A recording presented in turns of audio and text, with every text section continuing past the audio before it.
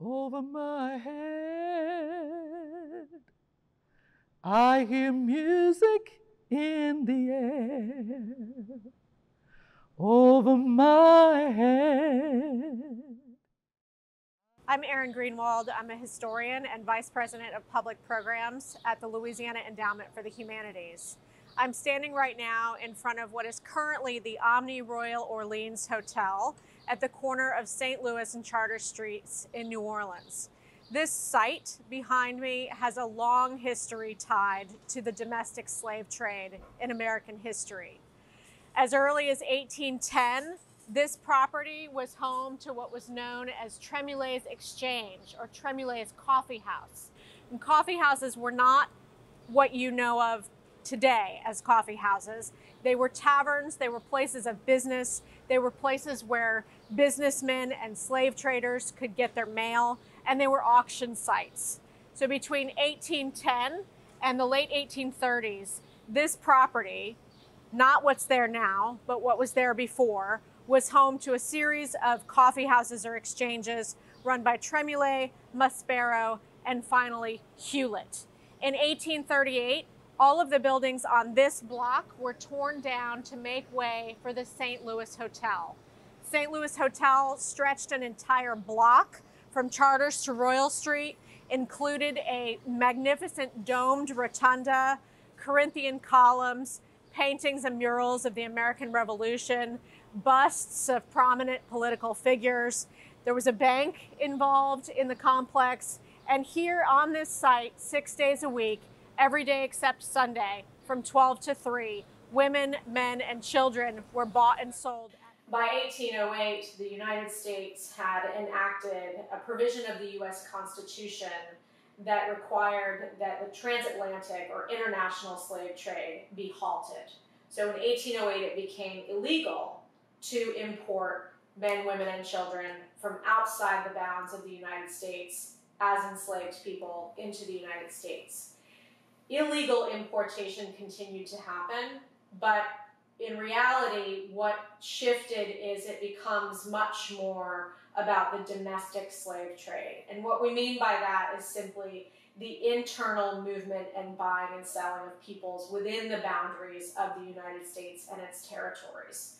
What does that mean for Louisiana? For Louisiana, it means that you see a massive influx of men, women, and children who are being shipped to New Orleans in particular from the Upper South, from places like Virginia and Maryland, DC, to some extent North Carolina, in places where the tobacco trade has fallen off. There is an excess of enslaved labor in places in the Upper South. At the same time, in places like Mississippi, Alabama, Louisiana, you've had the opening of new lands through the cession and seizure of Indian territories, through the Louisiana Purchase, and those lands in the Lower South become places where cotton is king. In New Orleans, what that means is it becomes a nexus of trade for the domestic slave trade. New Orleans is centrally located, it has a major port, and so many people are brought from the Upper South to the Lower South. To give you a sense of the volume of the transatlantic versus the domestic slave trade, historians estimate that about 500,000 enslaved people were brought from Africa or from the Caribbean into the United States and what became the United States prior to 1808. But between 1808 and 1860, more than 2 million people were bought and sold within the boundaries of the United States. And about 1 million of them are being brought over long distances from places in the Upper South to the Lower South to satisfy the growing cotton and, in Louisiana, sugar economies. The domestic slave trade in New Orleans took place all over the city. It was unique in that there was no single market for enslaved people to be bought and sold. There were many places across the city in what is now the French Quarter, in what is now the Faubourg Marigny, and what is now the Central Business District where we are now. We are able to estimate that over 100,000 people were brought to New Orleans and sold in the New Orleans markets, in places like the St. Louis Hotel, but also from showrooms, from traders' showrooms. You had showrooms for enslaved people in the way that today you might have a showroom for car sales. Along Esplanade Avenue on the Marigny side of the street, there were many traders' showrooms where people were bought and sold, not by auction, but in a retail environment, almost like you go into a store and you select what and whom you wish to purchase. The domestic slave trade for New Orleans was a critical part of the economy. It involved massive capital outlays through banks, banks that provided mortgages for the buying of enslaved people, through industries like provisioning. John McDonough is very well known for providing a lot of money after his death for the establishment of public schools for white children after the Civil War. But in the antebellum period, John McDonough's farms provisioned the slave trade, meaning provided foodstuffs for slave trading compounds here in the city. Certainly, enslaved people were hired out by their owners for the benefit of the owners, and that could be for someone who is a very skilled cook. It could be somebody who is a very, very skilled blacksmith, and that money generally stayed with the owner. In terms of the sites of the slave trade, we were at the St. Louis Hotel earlier, and that's an environment where enslaved people would have been walked from a trading compound, say, for example, somewhere in the Central Business District, maybe on Common Street. There were a lot of slave compounds or slave jails or pens, as they're sometimes called. On Common Street, they would have been walked down someplace like Exchange Alley, which cut through the quarter directly into the St. Louis Hotel. And you imagine not only the experience of an enslaved person who is making that walk, maybe with their family, maybe not with their family, but knowing that there is a possibility of separation. There's a likelihood of separation once they reach the auction blocks. But also think about all of the enslaved people who lived in New Orleans and were daily witness to coffles of enslaved people heading to market, coffles of enslaved people coming off of steamships at the Mississippi River. You have all of the sounds of the French Quarter mingled in with the sounds of slavery. It's difficult to imagine the psychological effects of being someone who worked for Felix Grima, for example, or who worked for Jean-Francois Mariot. They're going to the market to buy provisions to cook dinner. But on their way there, or on their way back, they're seeing people who are probably at their most vulnerable because they know what's coming, and what's coming is uncertainty. They don't know where they're going. They've generally, in terms of this large-scale movement of people from the Upper South to the Lower South, they've left people behind. They've been forced to leave people behind. The slave trade was a critical part of the fabric of New Orleans, and it was unavoidable.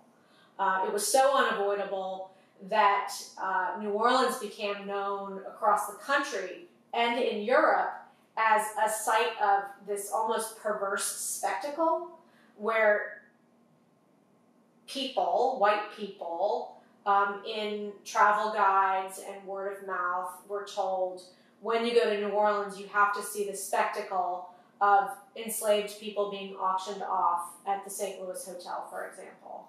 Because that hotel environment, it's almost like you're looking at a car accident. It's a scene of horror, but people wanted to look at it.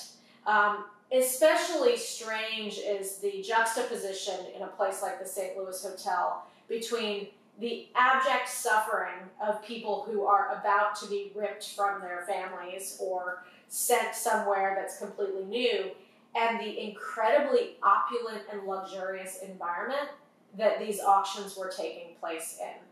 The St. Louis Hotel was one of the fanciest hotels in the South, certainly one of the two fanciest in New Orleans, that and the St. Charles Hotel. And the public spectacle became something very early on that people wanted to see. And even after the Civil War, there are photographs in archives like the Historic New Orleans collection of white people posing with auction blocks after the Civil War. That these sites like the St. Louis Hotel, and not exclusive to the St. Louis Hotel, because you see imagery of former slave trading sites in the tourist economy through postcard pictures across the South well into the 20th century. There is a postcard tied to the St. Louis Hotel of a woman who supposedly had been sold from that auction block as a child before the Civil War. That image was sold around town in stands like the one that was outside of Aunt Sally's Praline spot, which was on the corner of Royal and St. Louis streets, well into the 20th century. There were similar postcard images of auction blocks, auction sites, slave markets from St. Augustine, Florida, from Fredericksburg, Virginia, Mobile, Alabama. Images tied to slavery became commodified and part of the tourist economy in a very strange way in the late 19th and early 20th centuries. Purchased Lives was an exhibition produced by the Historic New Orleans Collection in 2015 is when it went on view, and I had the great privilege of curating that exhibition, which welcomed thousands and thousands of people, tens of thousands of people, to the Historic New Orleans Collection to open a dialogue, really, about the role of slavery in New Orleans, but also the role of slavery in American history, because this is not a story that is unique to New Orleans or unique to Louisiana. Through Purchased Lives, the intent was to show that, yes, in New Orleans, more people were bought and sold than anywhere else in the country in the 19th century, but it was also intended to show that slavery and the economics of slavery was deeply embedded in all of American history, and it was not specific to one area of the country. Yes, slavery may have been outlawed in New York during the mid part of the 19th century. It was illegal in New York, but the capital coming from crops produced by enslaved people, the buying and selling of enslaved people. There was a firm here in New Orleans, Franklin and Armfield. They operated out of they operated out of Alexandria, Virginia, Natchez, and New Orleans. And in the early 1830s, the Second Bank of the United States, which is the National Bank of the United States, had extended more than 20% of all of the commercial credit available in the United States to this slave trading firm, so that they could make sure that there was a constant supply of people, moms and dads and brothers and sisters and community members who become, in the minds of slaveholders, laborers. And that's a significant part of American history that was important for us to show through Purchased Lives. What I've learned looking back is that this conversation about the role of slavery, particularly in New Orleans, is clearly long overdue. People want to talk about this. In many ways, many members of the African American community have been talking about this for a very long time. But I think Purchased Lives ushered in, along with things, movements like Take 'em Down NOLA and the Tricentennial, all of these kind of reflections were happening at a time where there was also an increase in violence against Black people. The Mother Emanuel massacre happened in 2015 when Purchased Lives was open. There have been many, many incidents of violence against Black people since then. Social media has allowed us to see into a whole world of police brutality, for example. And you might ask, well, what's the connection between something like Purchased Lives and Mother Emanuel? Well, people are trying to understand in this country how we got to Mother Emanuel, how we got to white supremacists with tiki torches in Charlottesville, Virginia. And the only way you can understand how we got there and how we got here is to look back. It's to look back at the race-based hereditary system of slavery that formed the core of this country at its beginning. That's what Purchased Lives has taught me, is that this is a conversation that many people want to be engaged with, but it's also a conversation that many people feel incredibly threatened by. So you start seeing these kind of caricatured images of African Americans after the Civil War, and this is part of a widespread effort to infantilize and stereotype Black people following Civil War and Reconstruction, to essentially create imagery that made Black people look stupid, that made Black people look happy to be involved in, cooking in the kitchen or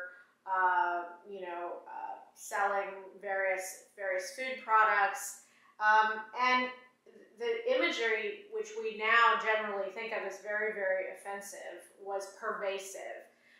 You have things like Aunt Jemima's, which changed, or Mrs. Butterworth's. Remember, Mrs. Butterworth was actually a bottle in my lifetime shaped like a Mammy, and you would pour the syrup. You don't see as much of that anymore, but certainly following Civil War and Reconstruction, you see this imagery.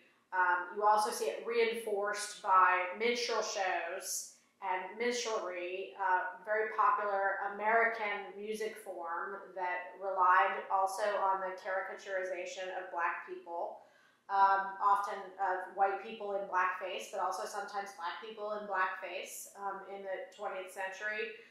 And this is all intended to reinforce belief in Black inferiority, essentially. There were, in New Orleans, a lot of praline vendors. Praline vendors had existed for many, many years prior to the Civil War, generally street food vendors. After the Civil War and Reconstruction, you see businesses that are selling praline stands, for example, someplace like Aunt Sally's. And they use, almost as a mascot figure, a Black woman who is dressed like a Mammy. This is Aunt Sally.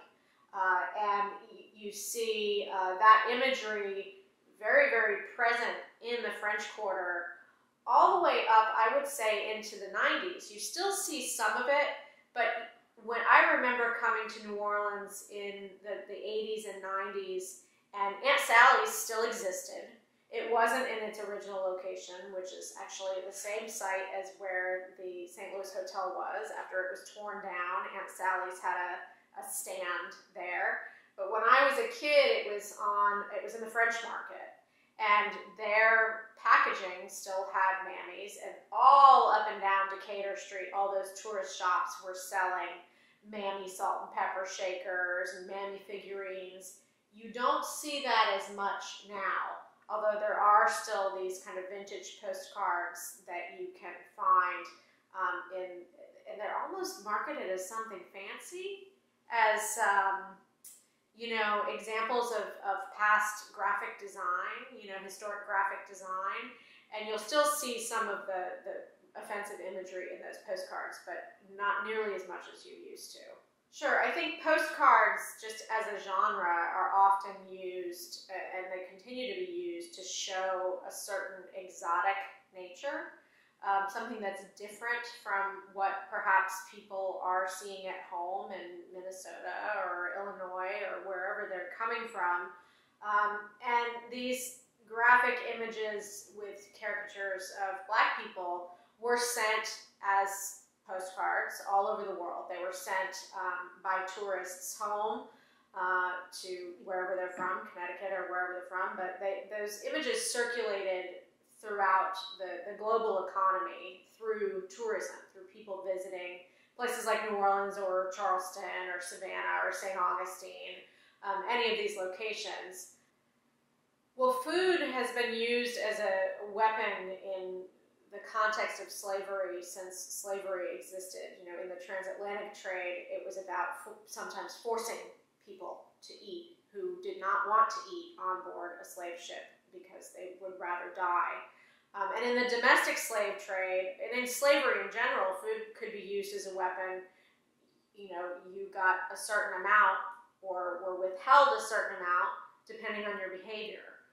Certainly, food was used as a way of coaxing people to continue the journey.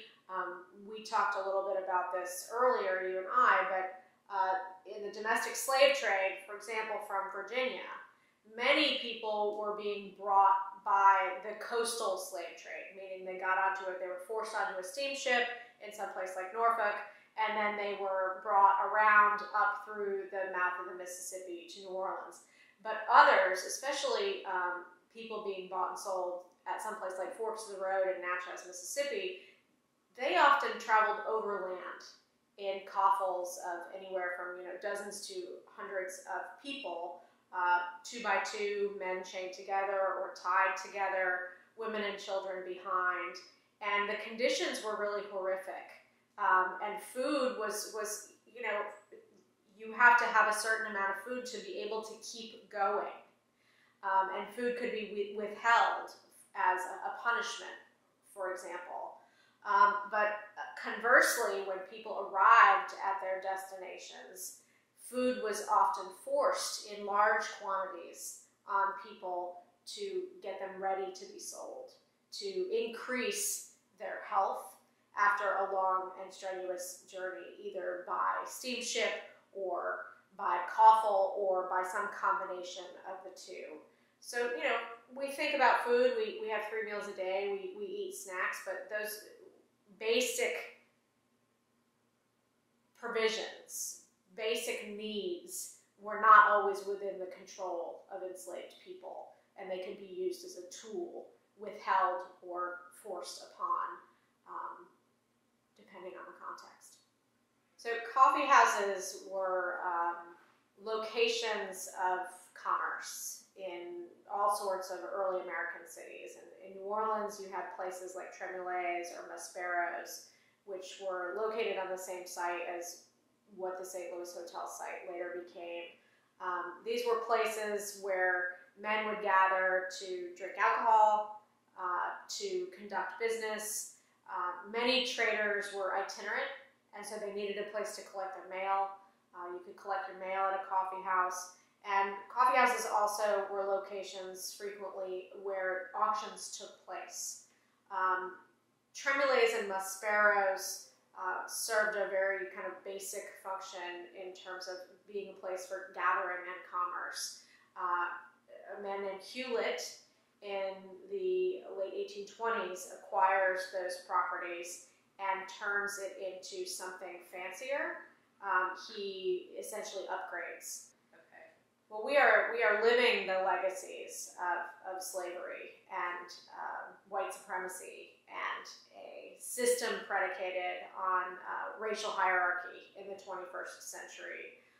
We're living in the state of Louisiana, which has the highest incarceration rate, not just in the country, but in the world. And the people who are incarcerated are disproportionately Black men. We are seeing through social media and through media in general very clearly a system of inequality when it comes to the justice system, issues like police brutality. The entire current social justice movement is predicated on pushing back against long-standing inequalities. And in the United States, it's often, we during Black History Month or in history classes, we tend to look very closely at the civil rights movement because there's much to celebrate. There's so much to be proud of and so much progress that was made. But you don't have to have the civil rights movement if you don't have Jim Crow. You don't have Jim Crow, which is a time period in which all across the former Confederacy, there are people in power seeking to exert control over formerly enslaved people or people who are Black in often very violent ways. You don't have Jim Crow without the Civil War and the losses of the Civil War, and you don't have the Civil War without slavery. That's unquestionable. And anyone who says otherwise doesn't want to read or understand the founding documents of not only the Confederacy, but of the various states who seceded. And so I think this question of why is it important to study slavery in the 21st century, it's American history.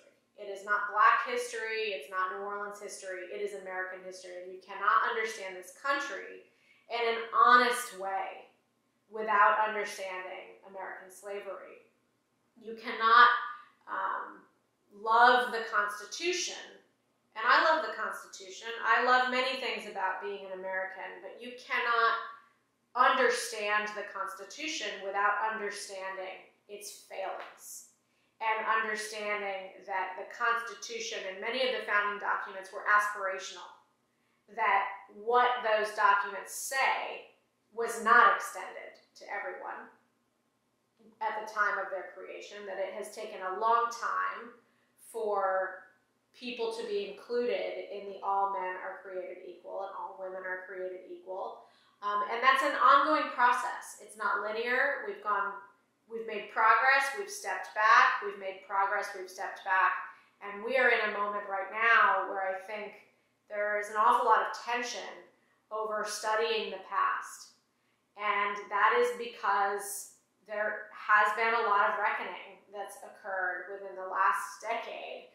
I mean, here in New Orleans, we've had monuments dedicated to the Confederacy, to members of the Confederacy, and the Confederacy lost. They lost in a big way. They lost the war, but in many ways they won subsequent PR battles. And as we have moved away from veneration of Confederates and white supremacists, there's been pushback because people don't like change, especially people who have been in power for a very long time and who have a fundamental understanding of what their history is. It's very difficult to get people, white people in America, many of whom who've had inferior education. I mean, just to be very blunt, like the K through 12 system in teaching about the history of American slavery has a whole lot of work to do. And so you have many people who think, that's not my problem. I didn't have anything to do with that. What does that have to do with me? But it has to do with all of us. Understanding who we are is really important in the 21st century. The work of Gwendolyn Midlo Hall is critical, right? 1992, Africans in colonial Louisiana showed that Louisiana had this incredibly rich, incredibly diverse history that was absolutely part of American history. I think New Orleans and New Orleans scholars of New Orleans, are very, very lucky in some ways because our archival sources are different and rich, largely because of the different systems between civil code, a place like Louisiana, and English common law. We have records that other places don't have. But I also think that New Orleans scholars and activists have long been working together to push an understanding of American history, of Louisiana history, beyond the bounds of academia into the public sphere. So there were a lot of things for us to learn from the removal of Confederate monuments. There are a lot of things for us to learn through creating marker programs. Why is it important to mark public spaces with histories that are hard? I think other communities across the country have begun engaging in the kind of work that New Orleans has been doing for quite some time I think we can all learn from each other in terms of how to be involved in these massive public reckoning and reflection processes. How do we make sure that there are a diversity of voices at the table when markers are being drafted, or when the National Park Service, for example, is creating some sort of new narrative of the history of a community? I think we all have a lot to learn from each other in this context.